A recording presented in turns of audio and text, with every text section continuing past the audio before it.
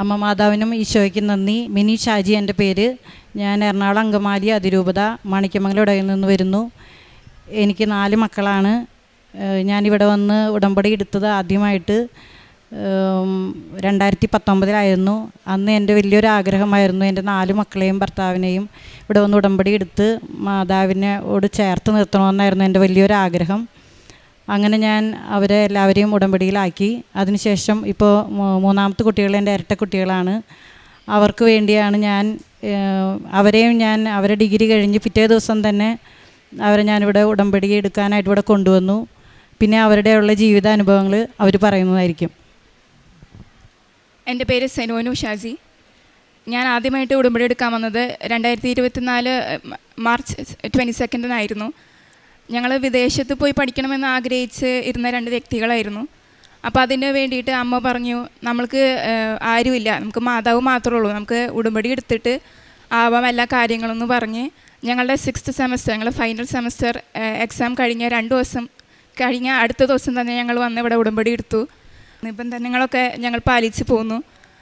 അപ്പോൾ ഇവിടെ വികാരി ജോസഫ് അച്ഛൻ പറഞ്ഞിരുന്നു, നിങ്ങൾ തട്ടുമുട്ടും കിട്ടുമ്പോൾ അല്ല ഓടി വരണ്ടേ, ആദ്യമേ തൊട്ട് നിങ്ങൾ ഉടമ്പടിയിലായിരിക്കണം. അപ്പോൾ ഞങ്ങൾ ഈ വിദേശ പഠനത്തിന് തുടക്കത്തിൽ തന്നെ ഞങ്ങളിവിടെ വന്ന് ഉടമ്പടി എടുത്തു. അതിനുശേഷമാണ് ഞങ്ങൾ IELTS ഒക്കെ എഴുതുന്നത്. ഞങ്ങൾക്കൊരു ഡിസൈഡ് സ്കോറും കിട്ടി.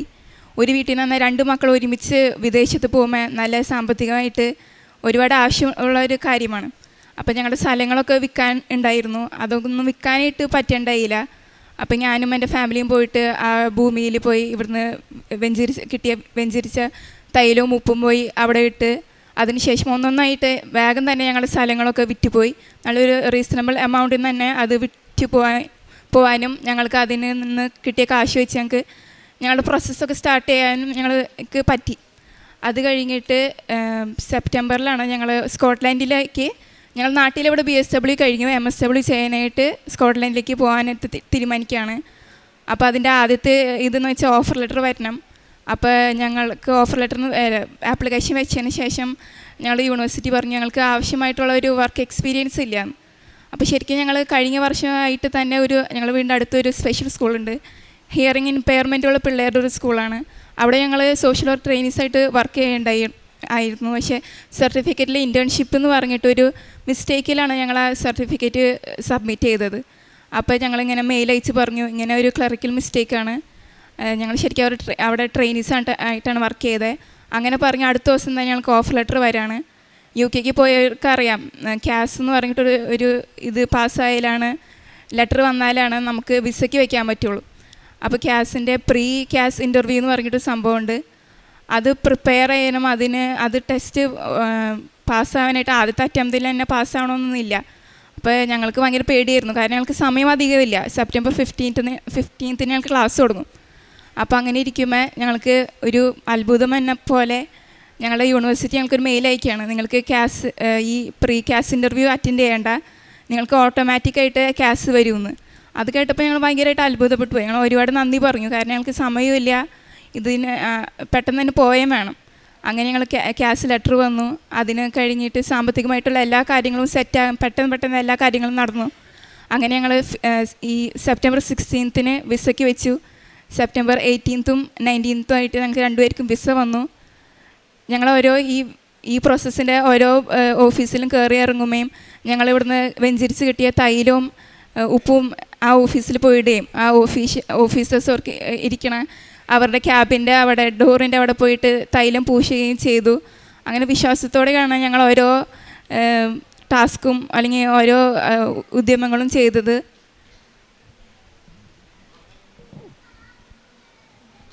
ഞങ്ങളുടെ കാരുണ്യ പ്രവൃത്തികൾ എന്ന് പറഞ്ഞു കഴിഞ്ഞാൽ ഞങ്ങളുടെ വീടിൻ്റെ അടുത്തൊരു ഓൾഡ് ഏജ് ഹോമുണ്ട്. അവിടെ കുറേ അമ്മച്ചിമാരാണ്. അവരെ കുളിപ്പിക്കാനും അവർക്ക് എന്തെങ്കിലും ഒരു ഭക്ഷണമൊക്കെ അമ്മ ഉണ്ടാക്കി കൊടുക്കുമ്പോൾ അമ്മേനെ സഹായിക്കാനും അവരോട് കുറച്ച് നേരം സംസാരിക്കാനും അവർക്ക് വേണ്ടി പ്രാർത്ഥിക്കാനും ഒക്കെ ഞങ്ങൾ പോവായിരുന്നു. അങ്ങനെ ഒരു ദിവസം അമ്മ പോയി കഴിഞ്ഞപ്പോൾ അവിടെ ഒരു അമ്മച്ചി ഭയങ്കരമായിട്ട് മോശനിൽ മുങ്ങിക്കിടക്കായിരുന്നു. അന്ന് അമ്മയ്ക്ക് എന്നും ഇല്ലാത്തൊരു സങ്കടം അന്ന് വന്നു. അന്ന് അമ്മ വീട്ടിലേക്ക് പോകുന്ന സമയത്ത് ഞങ്ങളോട് പറഞ്ഞു, ഇന്ന് ഈശോ നമ്മുടെ വീട്ടിലേക്ക് എന്തായാലും വരും, കാരണം ഞാൻ അത്രയും വിഷമിച്ചു നിന്ന്. അമ്മ ഉറങ്ങണ നേരത്ത് അമ്മ ഒരു സ്വപ്നം കാണാണ്. ഈശോ അമ്മ അന്ന് കുളിപ്പിച്ച അമ്മച്ചിയുടെ അടുത്ത് അമ്മച്ചീനെ കെട്ടിപ്പിടിച്ച് നിന്നുകൊണ്ട് അമ്മയെ നോക്കി ചിരിക്കുക. അപ്പോൾ ഞങ്ങൾക്ക് അതൊരു ഭയങ്കര ഒരു ആശ്വാസമായിരുന്നു. ഞങ്ങളുടെ കാര്യങ്ങളൊക്കെ ഞങ്ങളുടെ കൂടെ ഈശോ വരുമെന്ന് ഞങ്ങൾക്ക് മനസ്സിലായി. പിന്നെ ഞങ്ങൾ പ്രേക്ഷിത പ്രവർത്തനമായിട്ട് ഇവിടെ കിട്ടുന്ന പത്രങ്ങളൊക്കെ പ്രാർത്ഥിച്ച് മാതാൻ തൈലൊക്കെ പുരട്ടി ഉപ്പൊക്കെ ഇട്ട് പ്രാർത്ഥിച്ചാണ് ബസ് സ്റ്റാൻഡുകളിലും ഓട്ടോ സ്റ്റാൻഡുകളിലും റെയിൽവേ സ്റ്റേഷനിലൊക്കെ കൊണ്ടുപോയി കൊടുത്തുകൊണ്ടിരുന്നത്. ഞങ്ങൾക്ക് പറ്റുന്ന രീതിക്ക് ഞങ്ങൾ മാതാവിനെ കുറിച്ച് പറയാനും ഞങ്ങൾക്ക് കിട്ടിയ അനുഗ്രഹങ്ങൾ പറയാൻ ഞങ്ങൾ ചെയ്തിട്ടുണ്ട്. പിന്നെ ഹോസ്പിറ്റലുകളിൽ പോയി ഞങ്ങൾക്ക് പറ്റുന്ന രീതിക്ക് അവരെ സാമ്പത്തികമായി സഹായിച്ചിട്ടുണ്ട്. ഞങ്ങൾക്ക് ഈ ഉടമ്പടി ജീവിതത്തിൽ മനസ്സിലായ ഒരു കാര്യം, നമ്മൾ ഈശോനെ കൂട്ടിപ്പിടിച്ച് കഴിഞ്ഞാൽ ഈശോ നമ്മുടെ കൂടെ എന്തായാലും ഇറങ്ങി വരും. അതുപോലെ തന്നെ ഈ ഉടമ്പടി ജീവിതം വഴി ഞങ്ങൾക്ക് മനസ്സിലായ ഒരു കാര്യമാണ്, നമ്മൾ മാതാവിനെ എത്ര സഹനങ്ങൾ ഉണ്ടായാലും നമ്മൾ മാതാവിനെ കൂട്ടുപിടിച്ച് കഴിഞ്ഞാൽ മാതാവ് നമ്മുടെ എന്ത് കാര്യങ്ങളും നമുക്ക് വേണ്ടത് അനുസരിച്ച് മാതാവ് നമുക്ക് നൽകും എന്നാണ്. എല്ലാ അനുഗ്രഹങ്ങളും തന്ന മാതാവിന് ഈശോയ്ക്കും 1000 നന്ദി. ഹെബ്രായർ 7:25 തന്നിലൂടെ ദൈവത്തെ സമീപിക്കുന്നവരെ പൂർണ്ണമായി രക്ഷിക്കുവാൻ ക്രിസ്തുവിന് കഴിവുണ്ട്. എന്നേക്കും ജീവിക്കുന്നവനായ അവൻ അവർക്ക് വേണ്ടി മാധ്യസ്ഥം വഹിക്കുന്നു. മിനി ഷാജി എന്ന ഈ സഹോദരിയും 2 മക്കളും അമ്മയുടെ തിരുനടയിൽ നന്ദി നിറഞ്ഞ ഹൃദയത്തോടു കൂടി ഉടമ്പടി ജീവിതത്തിൽ ലഭിച്ച ദൈവാനുഭവങ്ങളെ സാക്ഷ്യപ്പെടുത്തുകയാണ്. സഹോദരി സൂചിപ്പിച്ചു, കുടുംബത്തിലുള്ള 4 മക്കളും ദൈവസ്നേഹത്തിൽ വളരുവാൻ വേണ്ടി അവരുടെ ജീവിത മേഖലകളിൽ അമ്മ മാതാവിൻ്റെ വലിയ സംരക്ഷണം ആഗ്രഹിച്ചുകൊണ്ടാണ് താൻ ഉടമ്പടി എടുത്തതും ഉടമ്പടി ജീവിച്ചു തുടങ്ങിയതും. ഇപ്പോഴുള്ള ഈ 2 ഇരട്ടക്കുട്ടികളുടെ ജീവിത വിഷയങ്ങളുടെ മേലുള്ള അനുഗ്രഹത്തെയാണ് അമ്മ അൾത്താരയിൽ സാക്ഷ്യപ്പെടുത്തിയത്. വിദേശ പഠനത്തിന് വേണ്ടി ആഗ്രഹിച്ച മക്കൾ, എന്നാൽ പോകുവാനേറെ തടസ്സവും ക്ലേശവും സാമ്പത്തികമായ ഞെരുക്കവും അനുഭവിച്ച നാളുകളിൽ അമ്മയുടെ അരികിൽ ഉടമ്പടി എടുത്ത് ജീവിച്ചു തുടങ്ങുന്നു. 3 പേരും ഉടമ്പടി എടുത്തവരാണ്.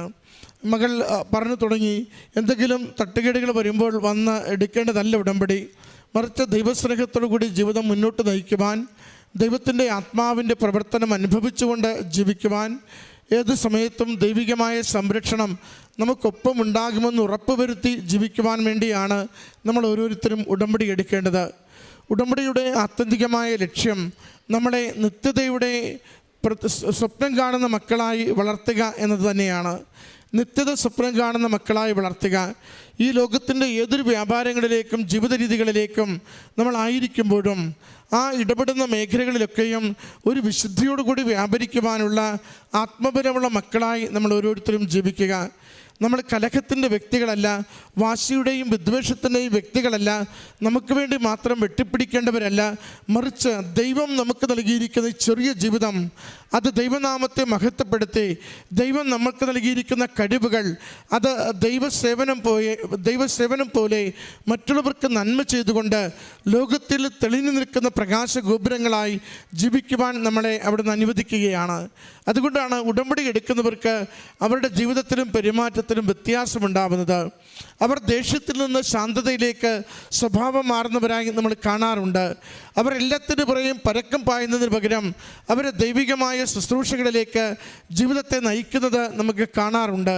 അവർ പരിഭ്രമിച്ച് പെട്ടെന്ന് നിരാശയിലേക്കും കാര്യങ്ങൾ ഏതെങ്കിലും ഒന്ന് നടന്നില്ലെങ്കിൽ അപ്പോൾ തന്നെ മറ്റുള്ളവരോട് ദേഷ്യത്തിലേക്കുമൊക്കെ മാറുന്നതിന് പകരം അവർ കൂടുതൽ അമ്മ മാതാവിൽ ശരണപ്പെട്ടുകൊണ്ട് ജീവിതത്തെ കുറേ കൂടി ആത്മീയമായി വളർത്തുന്ന പ്രക്രിയയിലേക്ക് മാറുന്നത് നമുക്ക് കാണാൻ പറ്റും. ഉടമ്പടി ജീവിതം നമ്മളെ ഒരു പുതിയ ആത്മശക്തിയുള്ള മനുഷ്യരായി ഉടച്ചു വാർത്ത് ലോകത്തിൽ നന്മ ചെയ്യുന്ന വ്യക്തികളായി മാറ്റുകയാണ് ചെയ്യുന്നത്. മകൾ പറയുന്നുണ്ട്, ഞങ്ങൾ കാരുണ്യ പ്രവൃത്തികൾക്ക് വേണ്ടി പോയപ്പോൾ ഒരു ദിനം ഒരമ്മ വല്ലാതെ ക്ലേശാവസ്ഥയിൽ മൊത്തം വിസർജ്യങ്ങളോടുകൂടി കിടക്കുന്നത് കണ്ടു. അമ്മയെ എന്ന് ശുശ്രൂഷ കുളിപ്പിച്ച് ശുചീകരിച്ചെടുക്കുമ്പോൾ അന്ന് എനിക്ക് മനസ്സിൽ തോന്നി, ഇന്ന് ഈശോയുടെ എന്തെങ്കിലും ഒരു അടയാളം എനിക്ക് കിട്ടുമെന്ന്. ഉടമ്പടി എപ്പോഴും നമുക്കത് ഉറപ്പ് തരുന്നൊരു കാര്യമാണ്. ആരെങ്കിലും നിങ്ങളെ ഉടമ്പടി ജീവിതത്തെ പ്രതി വല്ലാതെ വേദനിപ്പിക്കുകയോ നിങ്ങൾ നടത്തുന്ന പ്രേക്ഷിത പ്രവർത്തനം കൃപാസനം പത്രം കൊടുക്കുമ്പോഴാകാം അതിനെ പ്രതി നമ്മൾ വല്ലാതെ ദുഷിച്ച വാക്കുകൾ കേൾക്കുകയോ അകാരണമായി വേദനിപ്പിക്കപ്പെടുകയോ ചെയ്താൽ അത് ആ ഇൻസൾട്ട് നമുക്ക് അനുഗ്രഹത്തിന് കാരണമാകും. അപമാനം അനുഗ്രഹത്തിന് കാരണമാകും. ലോകത്തിലെ അപമാനത്തിൻ്റെ അടയാളമായിരുന്ന കുരിശിനെ ഈശോ അനുഗ്രഹത്തിൻ്റെ അടയാളമാക്കുന്നത് അവൻ ആ കുരിശിലേറിയത് കൊണ്ടാണ്. ഇത് തന്നെ നമ്മുടെ ജീവിതത്തിൽ യേശുവിനെ പ്രതി ഏതെങ്കിലുമൊക്കെ മേഖലകളിൽ എപ്പോഴെങ്കിലുമൊക്കെ നമ്മൾ ഇകഴ്ത്തപ്പെടുമ്പോൾ, നമ്മൾ അപമാനിക്കപ്പെടുമ്പോൾ ഓർത്തുകൊള്ളുക, ദൈവത്തിൻ്റെ കൃപ ജീവിതത്തിൽ അരികിലെത്തുന്നുവെന്ന്. മകൾ പറയുന്നുണ്ട്, അന്ന് രാത്രി ഈശോയെ ഞാൻ സ്വപ്നം കണ്ടു, ഈശോ എൻ്റെ സ്വപ്നത്തിൽ വന്നു, ആ അമ്മയെ ചേർത്ത് പിടിച്ചിരിക്കുന്നത് ഞാൻ കണ്ടുവന്ന്. അതിനുശേഷം മക്കൾക്ക് പോകുവാൻ വേണ്ടിയുള്ള ആ പ്രോസസ്സ് വളരെ വേഗത്തിലായി. അവർ സമയച്ചുരുക്കത്തിൽ ചില കാര്യങ്ങൾ നടക്കാതിരിക്കുമോ, പോകുന്നത് നീണ്ടുപോകുമോ, ഈ വർഷം അഡ്മിഷൻ കിട്ടാതിരിക്കുമോ, ഇങ്ങനെയുള്ള ചില ആശങ്കകൾ നിലനിന്നപ്പോഴും അതെല്ലാം അമ്മ മാതാവ് മാറ്റിക്കൊടുത്തുകൊണ്ട് ഒട്ടും താമസമില്ലാതെ എല്ലാം നന്നായി ക്രമീകരിച്ച് മകളുടെ തുടർ ജീവിതം, തുടർ പഠനം മക്കൾ ആഗ്രഹിച്ചതുപോലെ അനുവദിച്ചു നൽകിയതിൻ്റെ സാക്ഷ്യമാണ് മക്കൾ ഈ അൾത്താരയിൽ പങ്കുവയ്ക്കുന്നത്. പ്രിയമുള്ളവരെ, ഓർക്കണമേ, ഉടമ്പടി ജീവിതത്തിൽ ദൈവനാമത്തെ മഹത്വപ്പെടുത്തുവാൻ വേണ്ടിയാണ് നമ്മൾ ജീവിക്കുന്നത്. ഉടമ്പടി ജീവിതത്തിൻ്റെ ഓരോ ചെറിയ പ്രവൃത്തിയും അത് ദൈവത്തിന് ഹിതകരമായ ജീവിതം